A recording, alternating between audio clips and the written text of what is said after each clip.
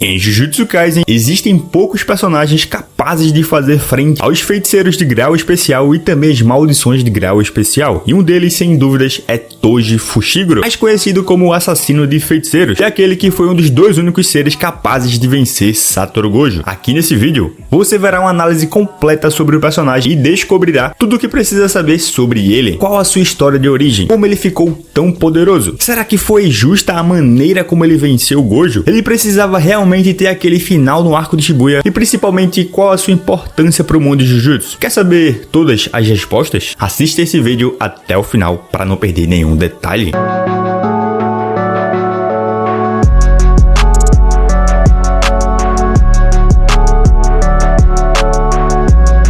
Galera, Toji Fushiguro é um ex-membro do clã Zenin, e como vocês sabem, o famoso olheiro do Vasco que leva feiticeiros pra lá, ou seja, o cara que faz o trabalho sujo quando o assunto é tirar a vida dos feiticeiros. No passado, ele era contratado por organizações por não ser um usuário de maldição, já que ele não possuía energia amaldiçoada, e foi contratado por um grupo religioso para se livrar da recipiente de plasma estelar, que o levou a entrar em conflito com Satoru Gojo e mudar completamente a história do mundo Jujutsu. Porém, eu tô me adiantando e irei falar sobre isso mais à frente no vídeo, porque antes eu preciso deixar claro que isso é apenas uma introdução sobre o pai do Megumi Fushiguro, e nessa análise iremos fundo em sua história, personalidade, participação na obra, poderes e sua importância para o mundo criado por Gege Akutami. Então vem junto comigo nessa viagem louca que vai ser esse vídeo, porque agora nós vamos para o capítulo 1, quem é Toji Fushiguro. Toji é um homem que segue os preceitos de Abel Ferreira, o técnico do Palmeiras, cabeça fria e confiante. Ele vive uma vida tranquila, usa suas habilidades para ganhar dinheiro e não almeja grandes coisas. Resumindo, ele só quer trabalhar, viver a vida e pronto. Apesar disso, Toji se parece muito com o Gojo, faz piadas sarcásticas com os outros e sabe que é muito poderoso, como se fosse um outro paralelo ao feiticeiro mais poderoso da era moderna, que nasceu em condições totalmente diferentes, já que, bom,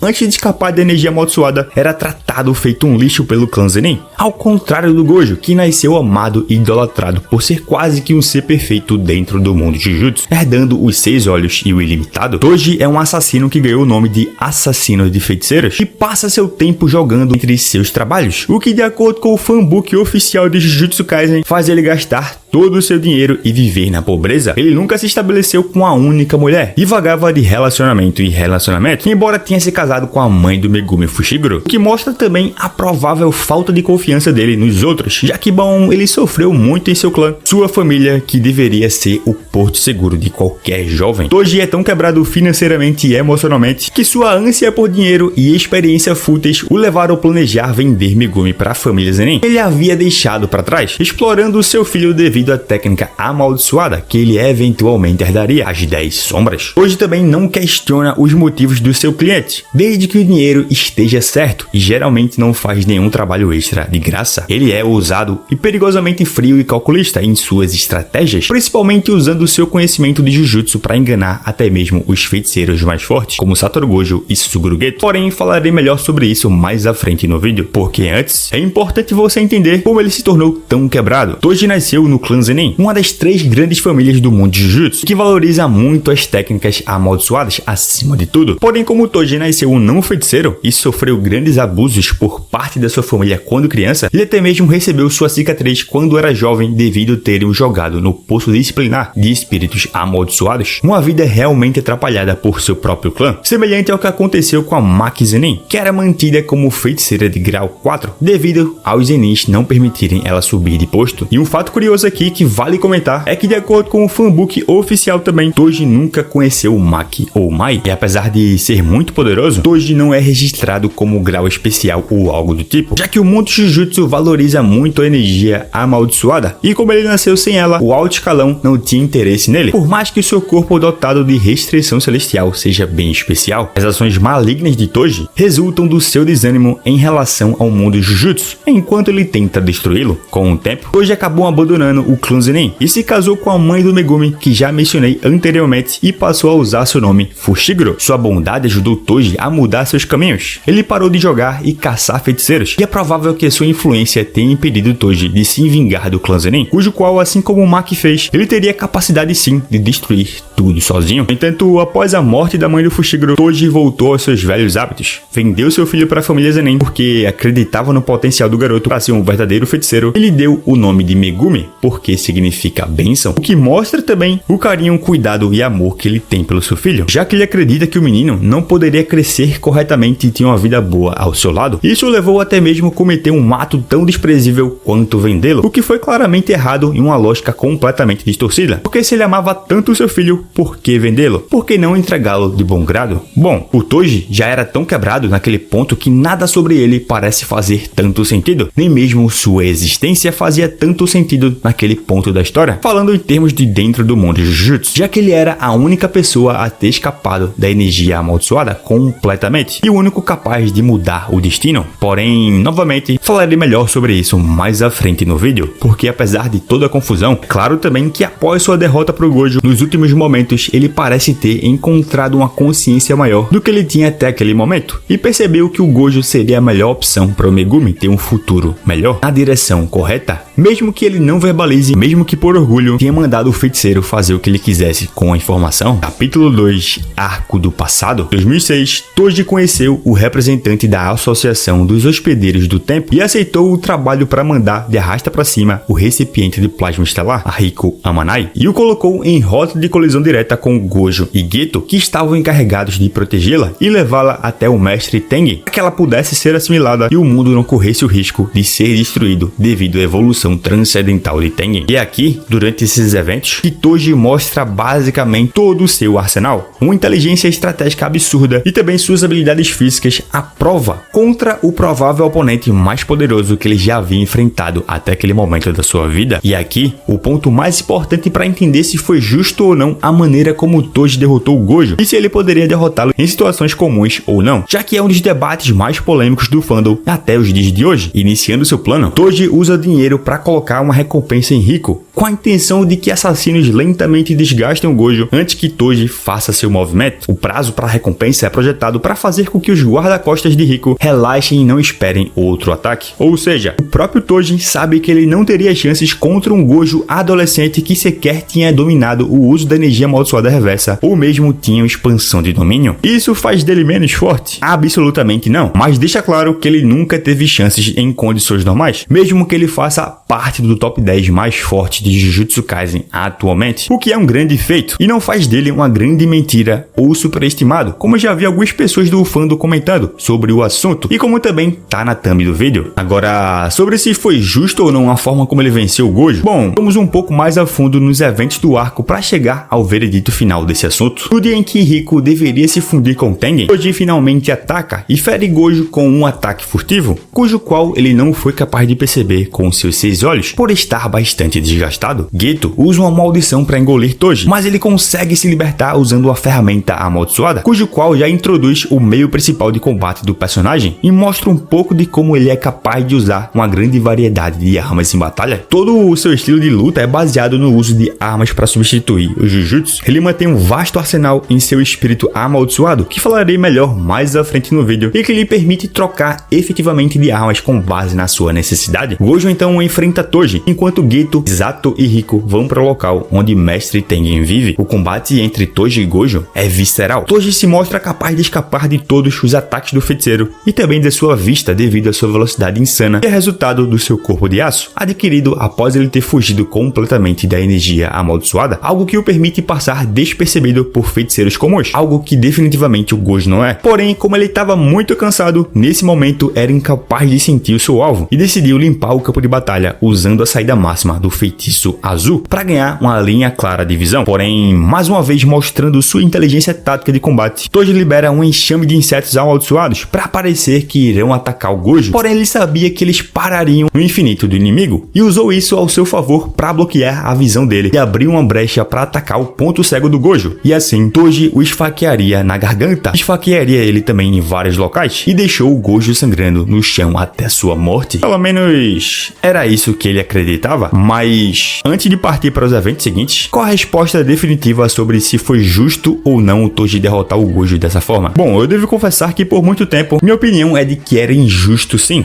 Afinal, ele jogou sujo para poder enfrentá-lo. Porém, ao reler várias vezes Jujutsu e criando conteúdo, minha interpretação mudou sobre isso e a vitória dele foi justa sim. Porque primeiro, não era um combate com regras e segundo, o Toji é um assassino. Então ele usaria de qualquer meio para completar seu trabalho. Então por mais que eu não acredite que o Toji tenha as chances num X1 franco, justo ou injusto é um tema que não tem importância na situação. Depois de cuidar de Gojo, Toji consegue rastrear Rico e Geto e nos traumatiza com a cena de puro sangue frio, em que ele interrompe com um tiro na cabeça um dos momentos mais emocionantes de Jujutsu Kaisen, que é o diálogo entre Geto e Rico sobre como ela tem o direito de escolher o seu destino. Destino esse que foi roubado por Toji e que levou não apenas a vida da jovem, mas também toda a ligação entre ela, que era o recipiente de plasma estelar, os 6 olhos e Tengen. A ação que levou às desgraças que acontecem em Shibuya, jogo do abate e a batalha entre Gojo e Sukuna, tudo tem início aqui. E a força por trás disso tudo foi Toji Fushiguro, aquele que cortou o destino. Toji também enfrenta Geto, que também era um adolescente na época, e facilmente consegue derrotar os espíritos amaldiçoados do feiticeiro e ele mesmo, o que fez ele se referir às habilidades de Geto como fracas em comparação com a sua própria força. Após isso, Toji leva o corpo de Rico para a organização que o contratou para verificarem o corpo, recebe o seu pagamento e sai. E por mais que sair de lugares fechados geralmente represente sair para uma situação melhor, Toji sai de um lugar fechado para encontrar o seu fim. Sai para encontrar um erro que cometeu ao não cortar a cabeça do Gojo, que compreendeu como funcionava a técnica amaldiçoada reversa, que tem seu uso ligado ao cérebro e a usou para se curar. Toji, extremamente surpreso, se prepara para o combate e expressa animação ao enfrentar o Gojo, uma euforia que ele também proporcionou ao jovem feiticeiro pela primeira vez na vida, uma situação que ele parecia saber que poderia ser seu fim. Toji tenta atacar Gojo com as suas ferramentas amaldiçoadas, porém o equilíbrio já não se mostra mais evidente e talvez o combate decisivo nem possa ser chamado de batalha, porque é uma surra completamente unilateral. Mesmo sabendo das técnicas azul e vermelho do infinito, Toji é surpreendido pelo vazio roxo, que combina a atração do azul e a repulsão do vermelho, e assim faz uma homenagem ao Ace de One Piece e recebe um oco que não foi capaz de revidar. Porém, ele ainda merece os parabéns por ter conseguido repelir um vermelho, uma tarefa nada fácil que nem mesmo o Jogo, uma maldição de grau especial, conseguiu. Outro ponto ainda que vale comentar é que uma boa parte do fandom reclama que essa luta foi puro roteiro e que o Toji tinha capacidade de desviar do roxo. Porém, isso não é verdade, porque como uma massa imaginária, o vazio roxo pode chegar a velocidades ainda maiores que o Toji pode alcançar. Olhando de fora, como espectador, parece ser possível desviar, mas a verdade é que se colocando no lugar do personagem, a perspectiva muda e é como se você estivesse vendo uma bola de energia muito mais rápida que você vindo em sua direção e não tem muito o que fazer além de aceitar. É como se você estivesse na praia e um tsunami gigantesco tivesse vindo em sua direção. Simplesmente não tem o que fazer, é só aceitar a situação. Claro, você pode até mesmo argumentar que Hanami ainda conseguiu fugir, porém ela estava muito mais longe em relação ao Gojo do que o Toji estava, e ainda assim quase não conseguiu sair ilesa. Então sim, não tinha como o Toji desviar do vazio roxo naquela situação. Assim como também eu não tenho como desviar da situação de pedir o seu like, porque ele é valioso demais e vai fortalecer muito o meu trabalho para ajudar esse vídeo a chegar em mais fãs de Jujutsu Kaisen, assim como você, para que eles possam assistir e chegar também no capítulo 3, Shibuya, porque o Toji se tornou tão importante para a obra que nem mesmo após a sua morte ele deixou de aparecer fisicamente ou deixou de ter uma presença em partes futuras que comentarei mais à frente. Porém, se você acha que a participação dele no arco de Shibuya é exclusivamente para se ter combates insanos de um personagem popular, talvez você esteja muito enganado, porque a volta dele é principalmente para que o seu arco de personagem seja finalmente finalizado. Afinal, mesmo após ele ter tido seu CPF cancelado pelo Galegão, como diria o Taigo, outro canal aqui do YouTube que fala bastante sobre Jujutsu Kaisen, Toji ainda tinha assuntos inacabados com o seu filho e precisava saber se ele estava bem, saber se seu futuro estava bem encaminhado, saber se o Gojo havia decidido salvar seu filho das garras do destino traçado pelo clã Zenin pro garoto. Toji volta à vida por meio da técnica de um usuário de maldição, a velha Ogami, que a permite transformar seu neto em Toji para ganhar suas habilidades. Porém, a situação dá errado a partir do momento em que o corpo especial de Toji ganhou da alma do neto dela e assumiu o controle. Toji então começa sua épica participação em Shibuya com requintes de crueldade. Antes de se revelar para Ogami, ele oblitera o feiticeiro de grau 2, o Ino, o joga do prédio, e em seguida, sadisticamente, ele diz pra velha que se a missão é matar feiticeiros, ela também deve estar inserida, já que também é uma, e assim tira a vida da usuária de maldição. E como a técnica da Ogami continua ativa mesmo após a sua morte, Toji continua com a sua nova vida, porém um pouco diferente. Ele é como uma existência que tem como único objetivo lutar sem pensar até que o seu corpo seja destruído. Após isso, vimos o Toji aparecendo dentro da expansão de domínio do Dagon, quando o Megumi abre um buraco nela usando a sua própria expansão, o que obviamente faz os presentes não acreditarem no que estão vendo, principalmente Naobito e Nanami, que sabiam quem ele era e que deveria estar morto. Esse também é o primeiro encontro dele com seu filho em anos, e ironicamente, Megumi não o reconhece e os dois sequer trocam palavras nesse momento. Mas é engraçado perceber que aquele que cortou o destino parecia destinado a aparecer naquele local para salvar a vida do Megumi, embora claro, ele só tenha chegado ali provavelmente por achar que encontraria alguém forte para batalhar. Hoje facilmente toma a nuvem brincalhona de Maki e se prepara para lutar contra Dagon, que era o ser mais poderoso no local, que era para ser o grande desafio do assassino de feiticeiros. Porém, o que acontece é quase que uma batalha unilateral. Quando Dagon ataca com seus Shikigamis, Toji facilmente consegue repelir todos eles e derrotar Dagon com apenas puro poder físico, o que é um feito impressionante, já que o acerto garantido da expansão da maldição de grau especial, e que era para acertar de qualquer maneira, não conseguiu acertá-lo, algo que nenhum outro no local conseguiu fazer. Embora isso, claro, talvez seja por causa do seu corpo com zero energia amaldiçoada, assim como vimos acontecer com Maki durante sua batalha contra Naoya Zenin, onde a expansão de domínio não a afetava por sua falta de energia amaldiçoada. Hoje então afia a nuvem brincalhona, esfregando as extremidades da arma, enquanto Dagon tenta escapar dele, e Naobito assim bloqueia Dagon, dando a Toji a chance de perfurar a maldição. Dagon diz que não acabou, mas Toji continua a atacá-lo até que ele seja exorcizado definitivamente. Depois que a expansão é desfeita, enquanto todos ficam para serem solados pelo jogo, Toji volta sua atenção para Megumi e o arrasta para outro local para lutar contra ele. A batalha é como uma briga de gato e rato, Toji caçando sua presa, enquanto Megumi,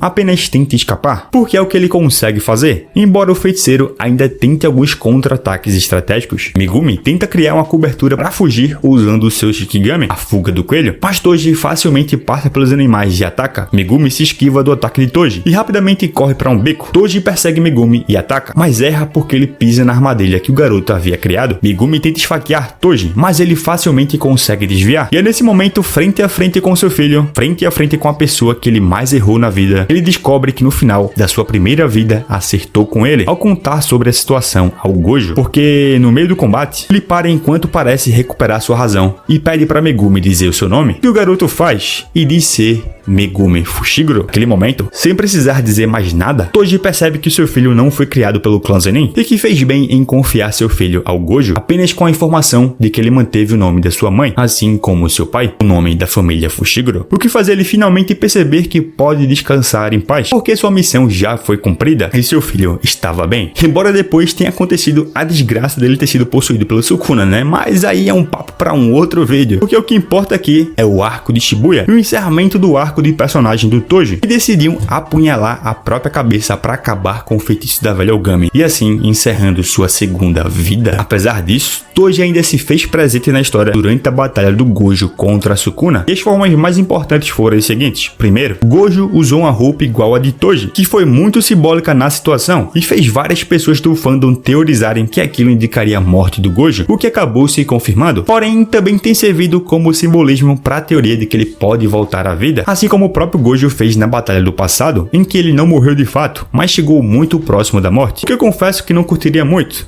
a volta do Gojo. E vocês, o que acham sobre o assunto? Deixem as suas opiniões aqui nos comentários. A segunda forma é que o Gojo se sentiu empolgado e vivo na luta contra o Rei das Maldições, algo que ele não sentia desde a sua batalha contra Toji, uma batalha que faria ele evoluir ainda mais, passar para o próximo nível, além de que também fez ele parar de se sentir solitário, já que ninguém era tão forte quanto ele. E por último, a terceira forma, no pós-vida, o delírio do Gojo, enquanto ele conversa com seus amigos no passado, enquanto assume as aparências jovens, Toji aparece aparece discretamente de costas, o que reforça a importância que ele teve para a vida do Gojo, embora mal se conhecessem. Capítulo 4 Poderes. Como já falei durante o vídeo, e como a maioria de vocês provavelmente já sabe, o corpo do Toji possuía uma restrição celestial, e diferente de qualquer outro caso conhecido, ela eliminou completamente a energia amaldiçoada dele, isso claro, anos antes da Maki também escapar da energia amaldiçoada, porém isso também ficará para um outro vídeo. Toji foi a primeira pessoa a escapar completamente dela, assim como foi explicado por Yuki Tsukumo em uma conversa com Suguru Geto. E a compensação pela falta completa dela é que Toji possuía uma imensa destreza física. O corpo de Toji é dito parecer um corpo de aço, e tornou seus sentidos aguçados ao ponto de atingirem o ápice de um ser humano. Por sua falta de energia amaldiçoada, ele se tornou indetectável para outros feiticeiros, e isso permitia, por exemplo, se mover através de barreiras sem ser detectado e passar despercebido pelos 6 olhos, se eles estivessem muito desgastados, já que quando criança, o Gojo conseguiu senti-lo sem dificuldades alguma. Em batalha, isso ajuda a ser imprevisível, porque geralmente seus adversários o subestimam, pois tendem a analisar os inimigos com base na energia amaldiçoada, um erro que vimos Dagon cometer. Graças à sua restrição celestial e seus 5 sentidos no auge, ele foi capaz de ver maldições e técnicas amaldiçoadas e desenvolveu uma resistência a eles. Isso também permitiu que Toji rastreasse feiticeiros sem o uso de resíduos, já que ele era capaz de seguir pegadas e odores humanos. Com sua força física elevada, ele bateu tanto no rosto do Ino que ele quase morreu, e foi capaz de dominar Dagon completamente em batalha. Sua velocidade era tão absurda que seus inimigos mal conseguiam ler seus movimentos. Ele foi capaz de desviar da saída máxima do azul do Gojo, contra-atacou até mesmo as maldições mais poderosas de Geto, o dragão arco-íris e a Kushikaze Onna,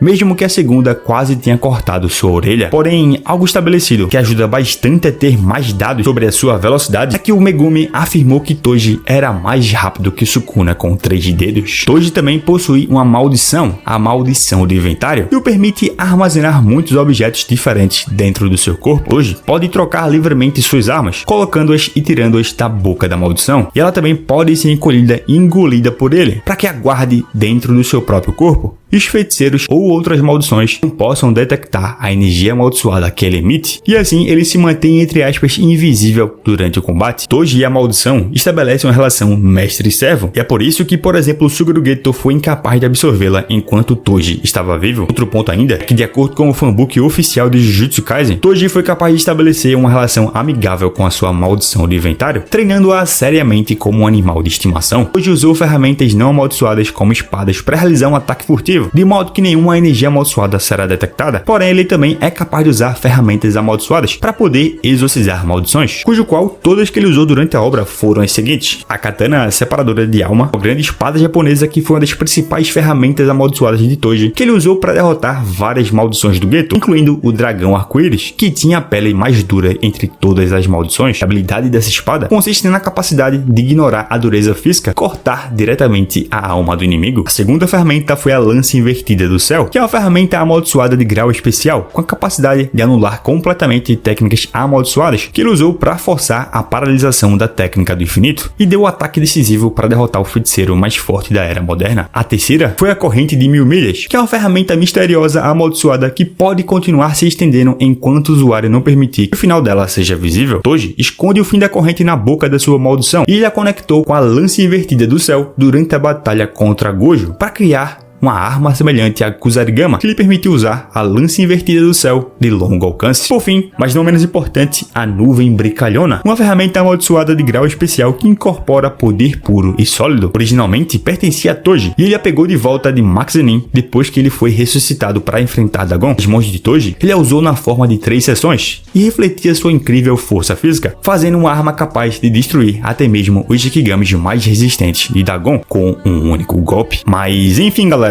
isso é basicamente tudo que eu consegui reunir de informações importantes para fazer essa análise sobre o Toji. O que vocês acharam do personagem? Acham que a vitória dele sobre o Gojo foi justa? Acham que ele ainda faz parte do topo de poder do mundo Jujutsu? Deixa a tua opinião nos comentários, porque eu vou gostar demais de saber sobre o que você pensa sobre o assunto. E agora eu vou indo nessa. Valeu, falou!